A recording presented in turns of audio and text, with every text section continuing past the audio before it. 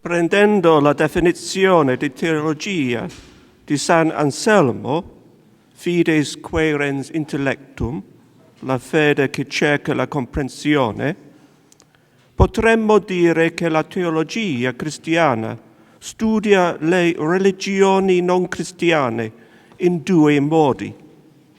In primo luogo, la teologia cristiana valuta le religioni alla luce della fede cristiana, cioè si chiede se la fede cristiana riesca ad affermare che i membri di quelle religioni sono in grado di essere salvati e quale status riesca la fede cristiana ad attribuire alle religioni non cristiane nel piano di salvezza di Dio. In secondo luogo, però, la teologia cristiana studia le religioni non cristiane nella ricerca di scoprire nuovi modi di esprimere la fede cristiana, cioè nella speranza di trovare concetti o immagini che aiuteranno la teologia a esprimere la fede in una maniera più ricca. Questa presentazione riguarda il secondo modo in cui la teologia studia le religioni non cristiane. La teologia cristiana ha incontrato le culture non cristiane in questo modo fin dall'inizio, cercando di predicare o insegnare meglio la fede cristiana.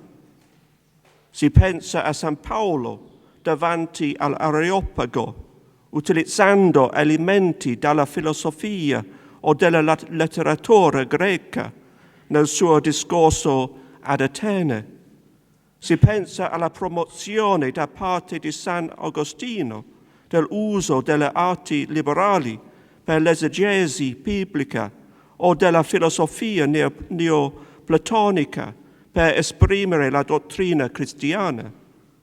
E poi sicuramente si pensa alla maniera in cui San Tommaso d'Aquino ha approfittato non soltanto della filosofia greca, ma anche di quella dei pensatori ebrei e musulmani nelle sue opere teologiche.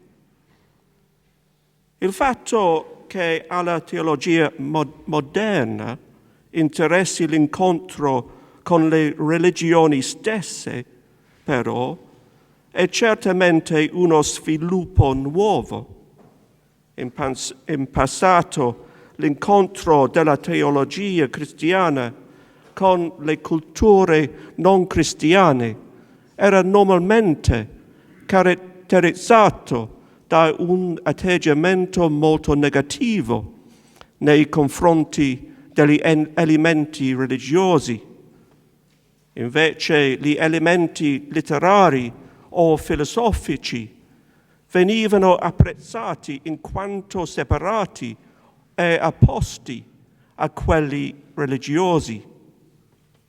Il fatto che alla teologia moderna interessi l'incontro con le tradizioni religiose stesse riflette il fatto che durante il periodo moderno si sia sviluppato un approccio più positivo nei confronti delle religioni non cristiane, qualcosa che la Chiesa ha affermato nel Concilio Vaticano II e attraverso il magistero della Chiesa successivo. Questo cambiamento di atteggiamento ha incoraggiato un approccio più olistico nei confronti delle culture non cristiane, comprese le loro tradizioni religiose di teologia e spiritualità. In realtà, la teologia continua a interessarsi soprattutto all'incontro intellettuale, ma come l'espressione positiva delle loro tradizioni religiose. Questa presentazione, quindi, riguarda l'incontro moderno e contemporaneo tra la teologia cristiana e le religioni non cristiane, con lo scopo di scoprire nuovi modi di arricchire la comprensione e l'espressione della fede cristiana. Tale incontro contemporaneo con le altre religioni è spesso realizzato senza alcun riferimento ai modi in cui la teologia cristiana ha incontrato la cultura non cristiana in passato, come se l'incontro passato non avesse ancora niente da contribuire. Credo io che tale atteggiamento sia sbagliato. Invece penso che sia importante che l'incontro contemporaneo venga realizzato in continuità con l'approccio tradizionale e che approfitti dei modelli sviluppati in passato.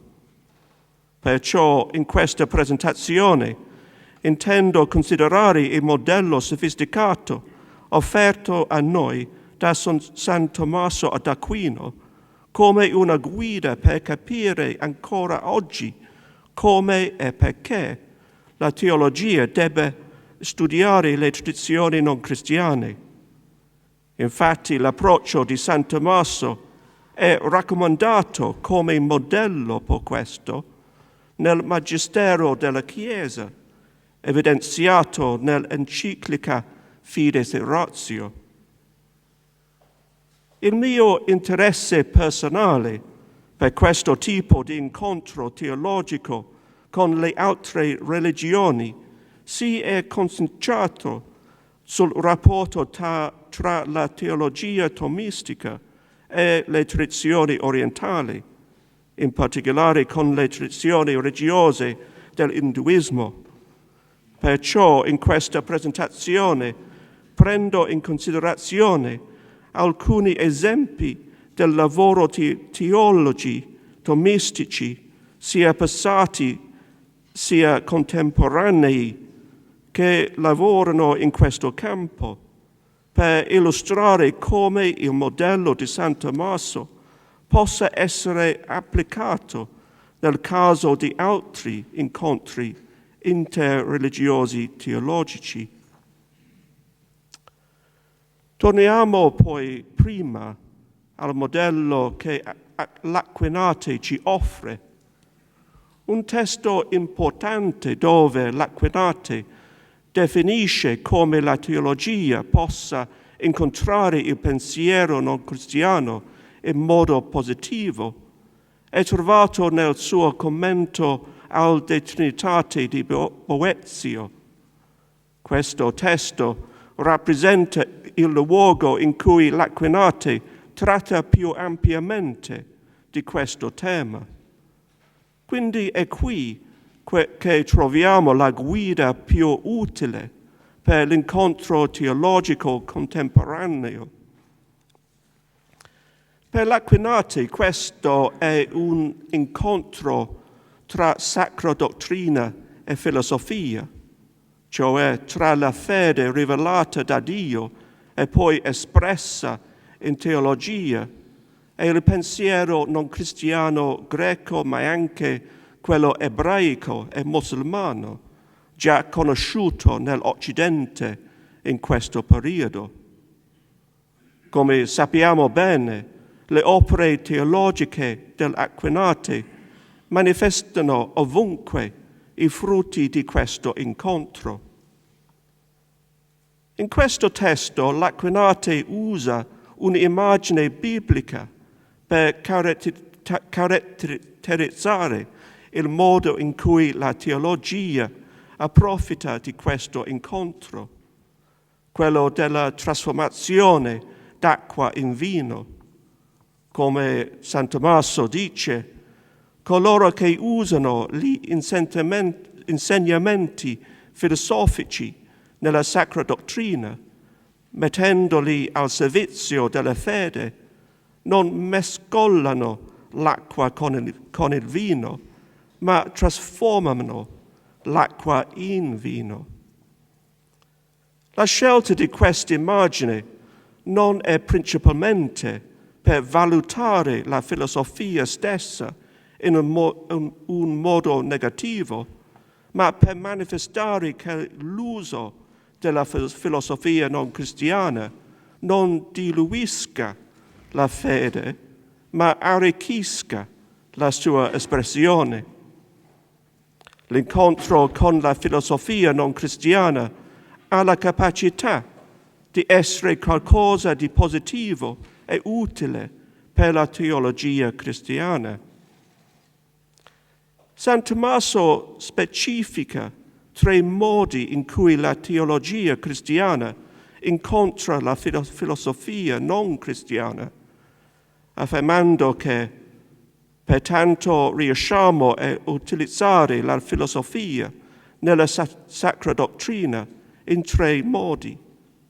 Primo, per dimostrare quelle cose che sono preamboli della fede, che è necessario conoscere nella fede, quelle cose che sono provate dalla ragione naturale riguardo a Dio, come l'esistenza di Dio, l'unicità di Dio e altre cose simili provate dalla filosofia riguardo a Dio che la fede presuppone. In secondo luogo, per far conoscere attraverso similitudini quelle cose che sono oggetto di fede, proprio come Agostino nel libro sulla Trinità utilizza molte similitudini tratte dalle dottrine filosofiche per manifestare la Trinità. In terzo luogo, per resistere a quelle cose che sono contro la fede, sia dimostrando che sono false, sia dimostrando che non sono necessarie. Il primo e il terzo modi hanno in comune il fatto che riguardano i modi in cui la teologia incontra la filosofia come fonte di risorse concettuali per costruire un argomento teologico ragionato. Il primo modo è quello in cui la filosofia ha la capacità di dimostrare le verità che la teologia già conosce alla luce della fede. La verità che Dio esiste o alcune caratteristiche di Dio, o il fatto che il mondo dipende da Dio per la sua esistenza. Riusciamo a vedere che la filosofia ha molto in comune con la teologia per quanto riguarda la conoscenza della verità. Il terzo modo, invece, è quello in cui la teologia disputa con la filosofia per quanto riguarda argomenti o concetti contrari alla fede. In questo caso riconosciamo che ci sono molte cose che la teologia non ha in comune con la filosofia.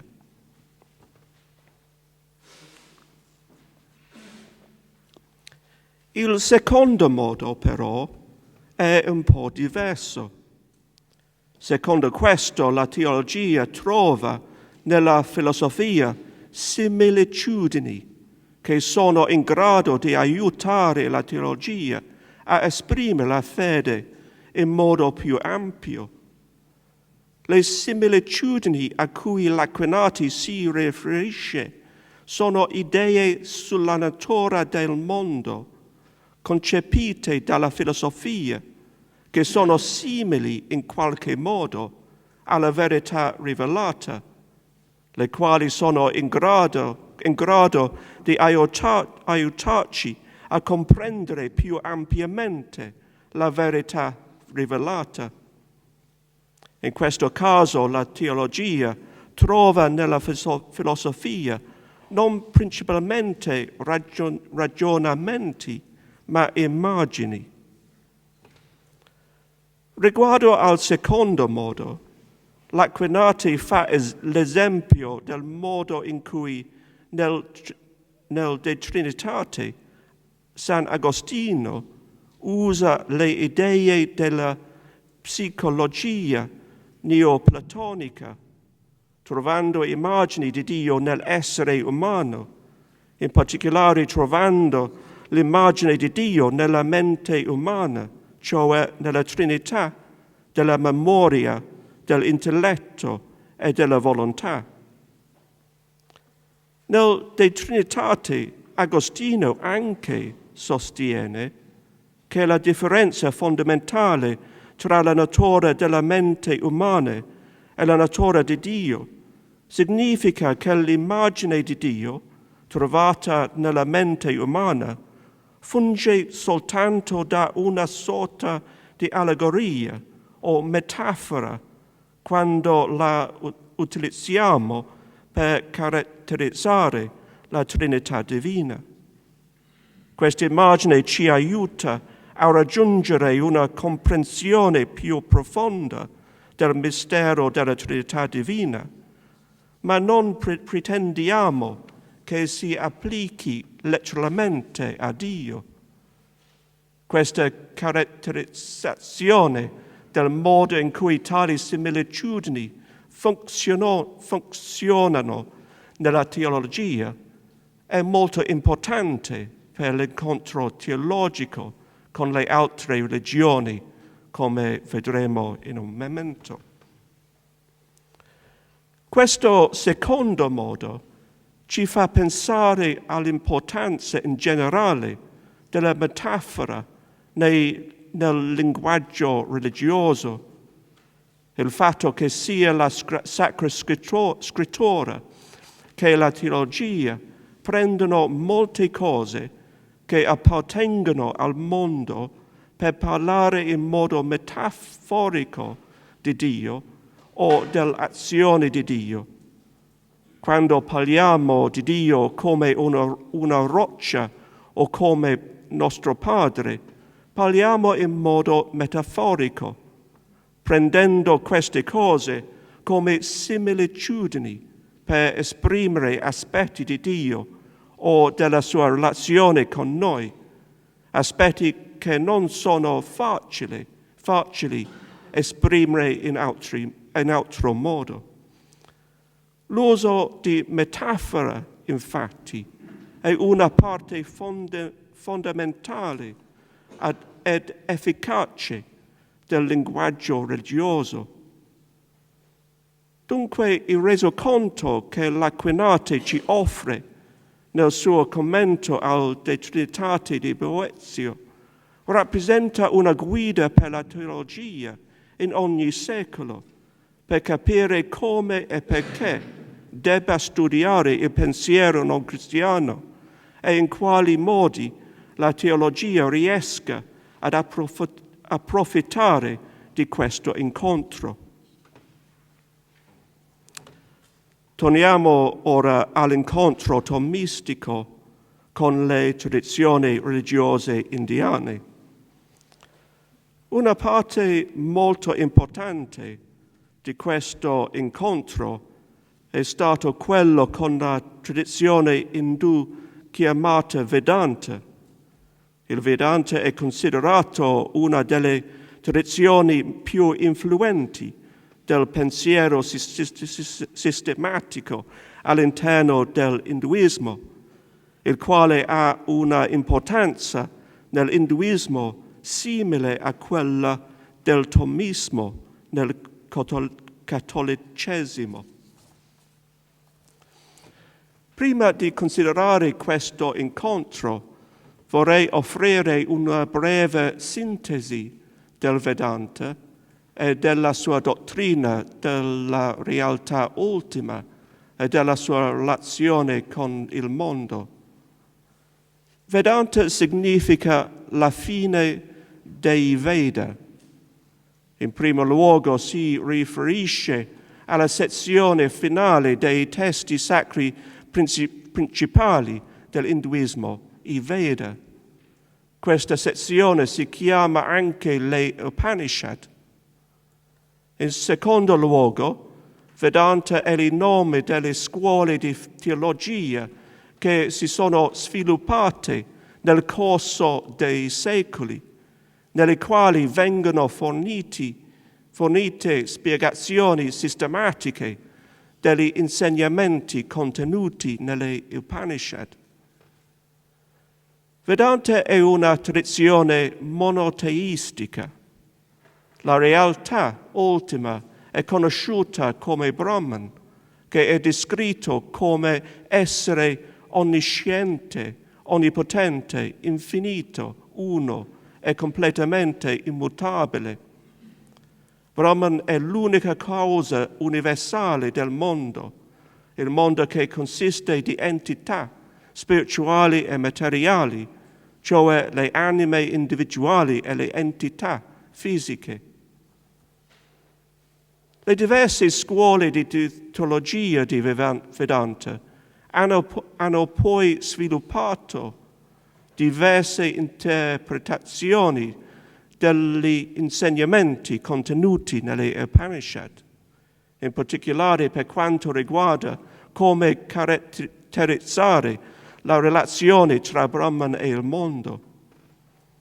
Una scuola molto influente si chiama l'Advaita Vedanta.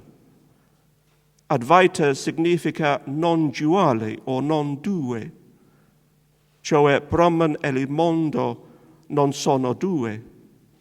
Da una parte l'Advaita Vedanta sostiene che le anime individuali sono completamente identiche con Brahman. Dall'altra parte sostiene che Brahman e le entità materiali sono non due, nel senso che le entità non hanno esistenza indipendente, ma dipendono completamente da Brahman per la loro esistenza. Un'altra importante scuola di Vedanta si chiama il Vishishtadvaita. Vishishtadvaita significa il non dualismo di ciò che è differenziato. Il Vishishtadvaita sostiene anche che Brahman, le anime individuali e le entità materiali non sono due, nel senso che le anime individuali e le entità materiali dipendono da Brahman per la loro esistenza. A differenza dell'Advaita però, il Vishishtadvaita sostiene che le anime individuali non sono identiche con Brahman, ma diverse da Brahman. Perciò questo sistema è descritto come il non dualismo di ciò che è differenziato. E anche nel Vishishtadvaita l'immagine utilizzata per caratterizzare la relazione tra Brahman e il mondo è che il mondo è il corpo di Brahman. L'incontro tra il Thomismo e il Vedanta era certamente un elemento esplicito nel lavoro missionario dei Gesuiti a partire dal XVI secolo. Poi nel XX secolo si è svolto un incontro molto più sostenuto tra i teologi thomistici e il Vedanta, poiché in questo periodo questi teologi thomistici hanno studiato il pensiero delle scuole del Vedanta in modo più profondo, identificando le somiglianze e le differenze tra la dottrina thomistica e quella del Vedanta, e anche pensando come i concetti e le immagini sviluppati nel Vedanta potessero fungere da esprimere la teologia cristiana.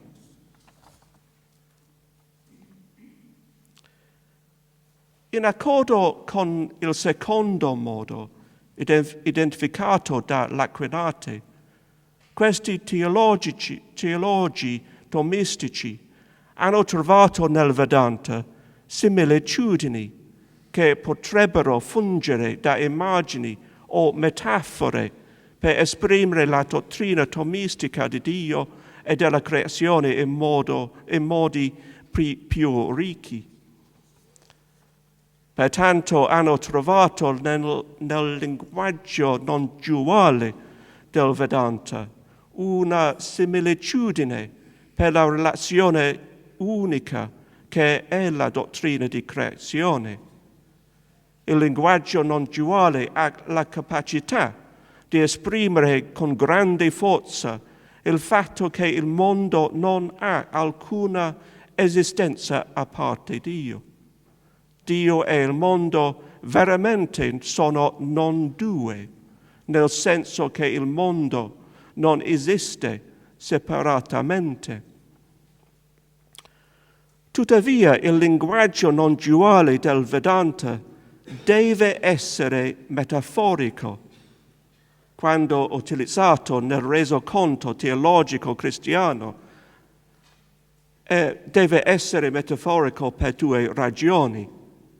Primo, perché tale linguaggio, compreso letteralmente, renderebbe Dio e il mondo essere un'unica sostanza. Secondo, perché nel caso dell'Advaita Vedanta, Brahman e l'anima individuale sono infatti detti di essere uno. Dunque l'uso di questo termine nella teologia cristiana, quando preso dall'Advaita Vedanta, deve essere metaforico, in quanto continua ad avere un significato legato all'Advaita Vedanta. Allo stesso modo i teologi tomistici, io compreso, hanno trovato nell'immagine del mondo come il corpo di Dio, nel Vishishtadvaita, una similitudine che potrebbe fungere da esprimere in modo utile la relazione della creazione.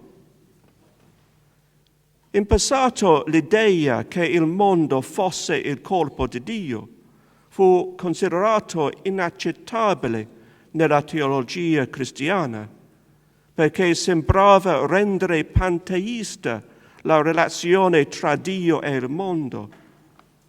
Tuttavia, questa immagine rimane attraente a teologi contemporanei per varie ragioni.